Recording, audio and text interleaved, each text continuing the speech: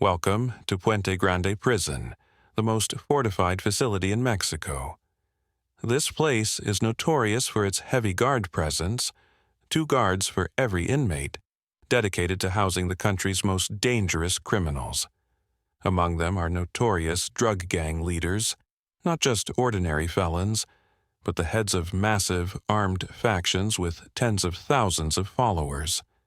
As a result, any sudden attack on the prison is always a possibility, which is why the walls are reinforced with thick concrete and high-grade steel, accompanied by watchtowers brimming with heavily armed guards and checkpoints leading to the prison. It resembles a military base more than a prison. This was the same prison that held El Chapo, the most infamous drug lord in both Mexican and global history, leading the Sinaloa Cartel, the most dangerous drug gang in the world, named after the state of Sinaloa where it originated. El Chapo had been on the run for years, finally captured in 1993 after a massive manhunt. However, his arrest did little to curb his operations. He managed his empire from behind bars through bribery, paying off every officer and guard with millions in exchange for luxuries. His life in prison resembled that of a king. He had access to alcohol, women, and endless food. His wives and mistresses would even visit him for days on end, while he stayed connected with his gang using phones. Central to his comfort was Damaso Lopez, the deputy chief of security at Puente Grande. El Chapo's bribes turned Damaso into his right-hand man, securing him a house, a car, lavish gifts, and a substantial salary. Their relationship blossomed into a friendship, allowing El Chapo to live with unparalleled ease inside prison walls where he effectively ran his operations. During this time, he innovated drug trafficking methods while locked up, not creating them but revolutionizing existing ideas, most notably smuggling through tunnels. El Chapo hired engineers and specialists to excavate professionally, targeting the U.S. market, the most lucrative avenue for their trade. The Sinaloa cartel transitioned from traditional smuggling routes to underground tunnels, skyrocketing their profits to an astonishing $20 million monthly. Ironically, while El Chapo's empire expanded exponentially during his imprisonment, Mexico refused to extradite him to the U.S., despite constant pressure from American authorities.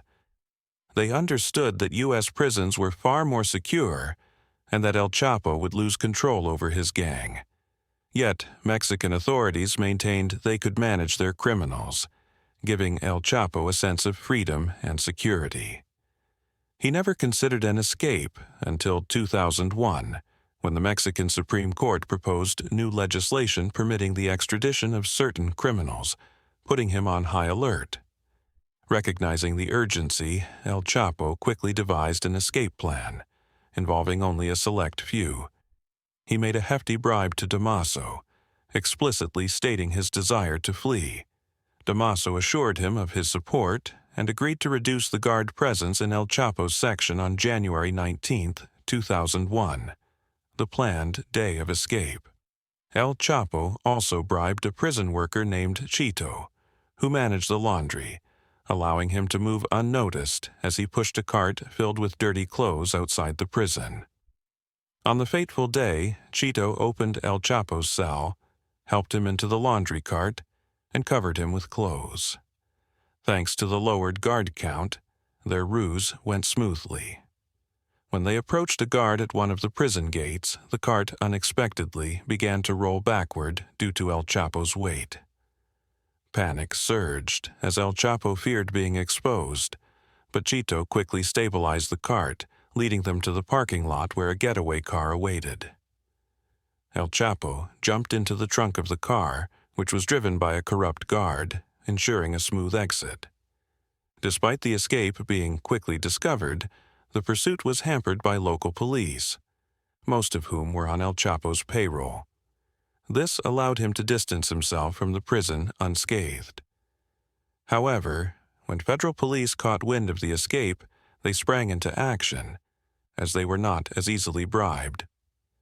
Meanwhile, El Chapo's men awaited him near the prison, swiftly changing his vehicle and escorting him in an armored car to a helicopter, which whisked him away to a secure location, further complicating tracking efforts. El Chapo's final vehicle change took place in Mexico City, where he noticed police cars surrounding them. Anxiety set in, prompting him to question the driver about their presence. The driver reassured him that they were there for his protection, easing his worries. It was a clever deception. The corrupt police were indeed shielding him from real law enforcement. Once safely at a gang-owned safe house, El Chapo's audacious escape turned him into a legend, leading many to believe he was above the law. Despite significant resources devoted to his capture, he remained free for 14 years, moving between remote hideouts in the mountains. During this time, his empire flourished, smuggling billions of dollars in cocaine annually and solidifying the Sinaloa cartel's position as the largest drug cartel in history, surpassing even Escobar's Medellin cartel. Achieving such power necessitated extreme violence, particularly in northern cities along the U.S. border, turning them into war zones with unprecedented killings and destruction. El Chapo systematically dismantled rival gangs, establishing himself as the dominant force in drug trafficking from Mexico to America. Both American and Mexican authorities were determined to apprehend him, employing every resource available. In 2014, 14 years post-escape, Mexican intelligence, aided by American counterparts, shifted strategies to focus on tracking El Chapo's inner circle, his son's wives and close associates, believing they would lead them to him. A young Colombian man in his 20s found himself swept up in a dangerous game.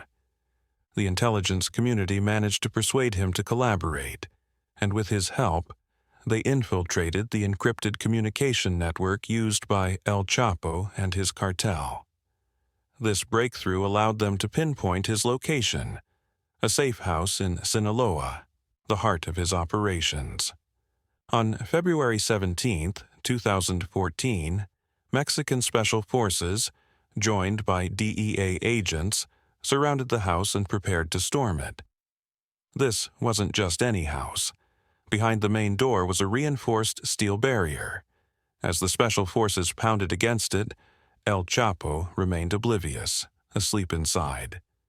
Suddenly, his assistant burst into the room, frantic, informing him that the Mexican army was at the door.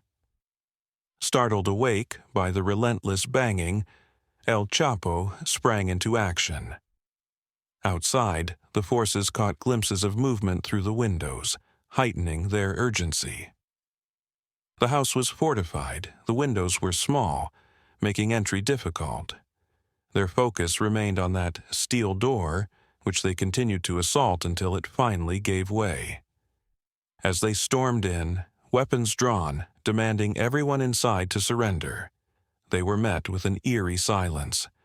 Every room, every corner was scoured, but El Chapo was nowhere to be found. Shadows had danced across the walls, but they were just echoes of the chaos that had transpired moments before. When the assistant had rushed in to warn him, El Chapo had slipped away, not to hide, but to escape through an expertly constructed tunnel. His gang had mastered the art of digging tunnels, not just for smuggling, but for quick getaways. All his safe houses were equipped with underground passages, a precaution for when the heat closed in. El Chapo fled through a tunnel concealed beneath the bathtub, an entrance that was virtually undetectable. Only those in the know could reveal its secret. Inserting a pin behind the bathroom mirror triggered a mechanism that unlocked the bathtub, which could then be lifted with hydraulic support. Once inside the tunnel, he swiftly pulled the bathtub back into place, sealing his escape. The storming forces took their time, oblivious to the hidden passage, allowing El Chapo and his companions, his wife, his assistant, and his chef, to vanish into the night.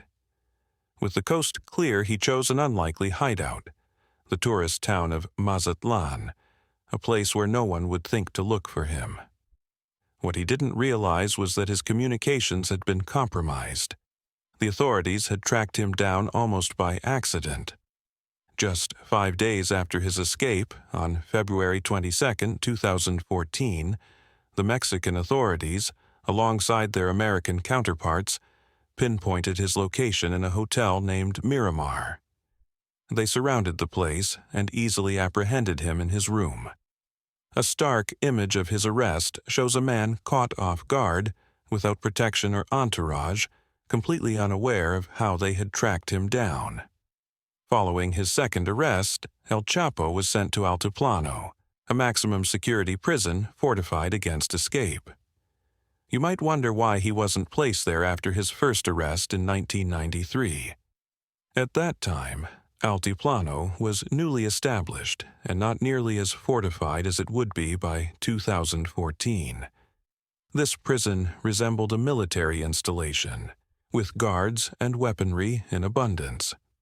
The outer walls were lined with watchtowers, each manned by heavily armed guards. The prison itself was shielded by reinforced walls and deep ditches, designed to thwart any external attack. Yet, even in a place designed to hold the most notorious criminals, El Chapo's mind was already racing with thoughts of escape. He feared extradition to the U.S., and with mobile networks down, his only means of communication was through visits from two trusted individuals, his lawyer, Scar Lopez, and his third wife, Emma Coronel, who was 32 years his junior. El Chapo began coordinating with Emma to relay messages to his children and loyal followers. His 4 sons, all leaders in their own right, fell silent after his imprisonment. However, one figure remained pivotal: Damaso Lopez, a former prison security chief turned ally who had been instrumental in El Chapo's previous escapes. After El Chapo's second incarceration, Damaso seized control of the cartel. With their sights set on escape, Damaso and El Chapo's sons strategized, aware of the ticking clock before extradition became inevitable. Inside the prison, El Chapo was confined to his cell, allowed only an hour outside each day under constant surveillance. A GPS tracker was strapped to his ankle, and hidden cameras monitored his every move. Yet, the desire for freedom consumed him, and he began to plot. The audacious plan: to dig a tunnel not from within the prison, but from the outside, an operation that seemed almost impossible. They needed to acquire land close enough to the prison to initiate their excavation without raising alarms. The issue was that Altiplano Prison sat in a remote area, enveloped by sprawling farmland. This enormous facility was isolated, surrounded only by vast agricultural fields with no other buildings nearby. After a grueling search, El Chapo's gang stumbled upon an abandoned construction site about 1.5 kilometers from the prison, likely a forgotten project of local farmers. They purchased the land, registering it under a nondescript name, securing a launch point for their ambitious plan to dig. But it wasn't that straightforward. How would they pinpoint El Chapo's exact cell? The area was under heavy surveillance, and even if they succeeded in tunneling to the cell, how could they extract him without detection? The only blind spot was a small shower hidden behind a wall. Therefore, the tunnel's exit had to be precisely there, but the challenge loomed large. How to dig a tunnel almost 1.5 kilometers long without being noticed? To tackle this dilemma, El Chapo conceived a clever plan inspired by the GPS tracker strapped to his ankle. The idea was to smuggle a GPS device into the prison so he could place it in the shower space, allowing his crew to locate him accurately. The concept was brilliant, yet the execution posed risks. Altiplano was the most fortified prison in Mexico, making smuggling nearly impossible. With multiple checkpoints, anything resembling an escape tool would raise immediate alarms. El Chapo's next idea was ingenious. He asked his wife to disguise the GPS inside a watch. This way, it could slip past security undetected. She successfully delivered the watch to him. no one suspected a thing. Using this device, his men pinpointed the exact location behind the wall. As the digging commenced, they were relentless. Experts in tunneling, they constructed a marvel of engineering.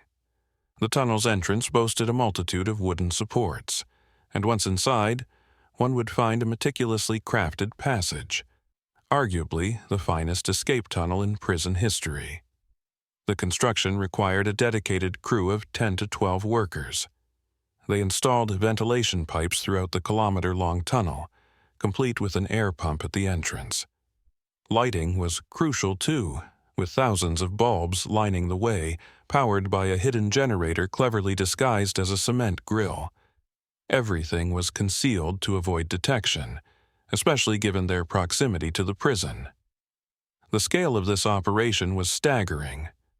Thousands of meters of pipes, countless lamps, and tons of excavated sand were discreetly removed, leaving no trace.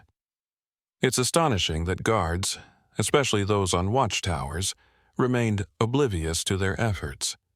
This was testament to the meticulous planning and precautions taken by El Chapo's crew.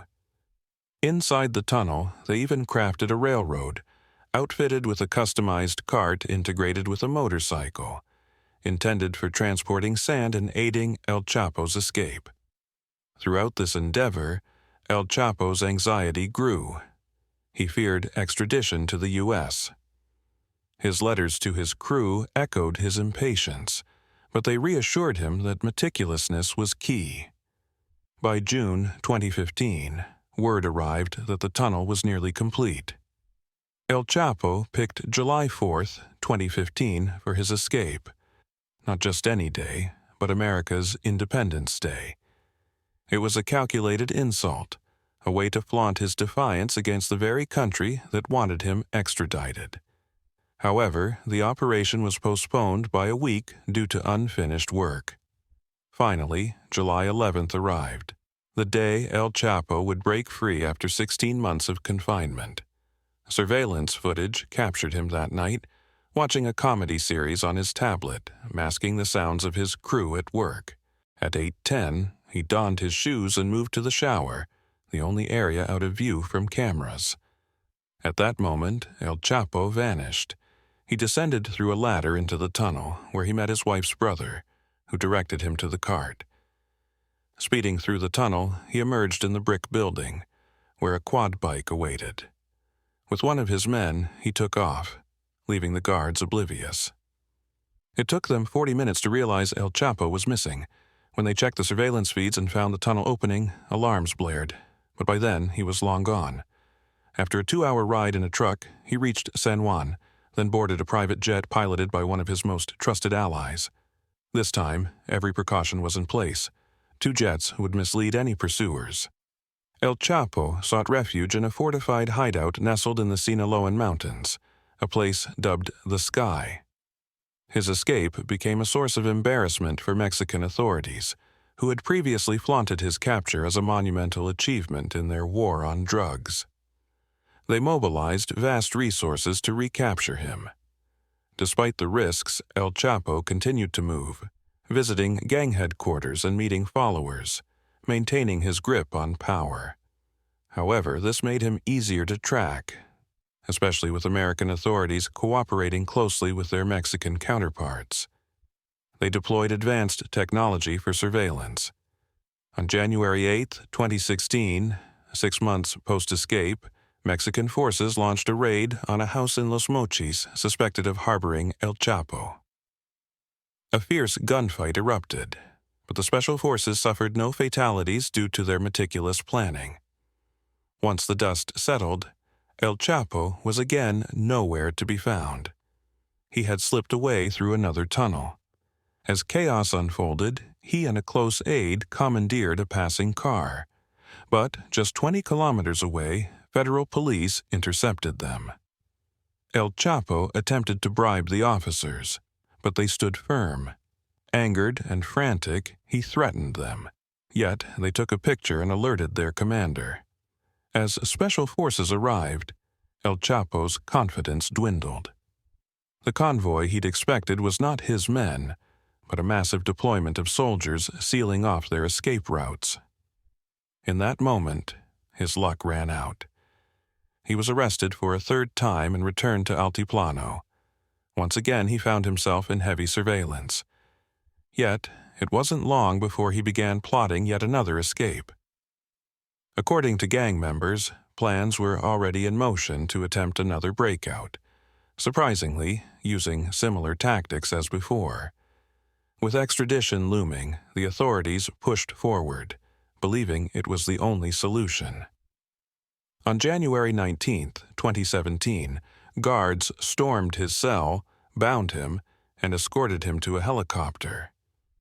Confused, he was flown to New York, where he realized the gravity of his situation. As he stepped off the plane, a DEA agent informed him, "You're in New York." The infamous drug lord found himself facing a historic trial, which unraveled a torrent of details, testimonies, and witnesses. In 2019, he was sentenced to life plus 30 years. Now confined in ADX Florence, the most secure prison in America, El Chapo remains isolated. 23 hours in his cell with only an hour for monitored outdoor access. One can only speculate how often he contemplates escape, grappling with the weight of his lost power and influence. This marks the end of our story. Thank you for watching.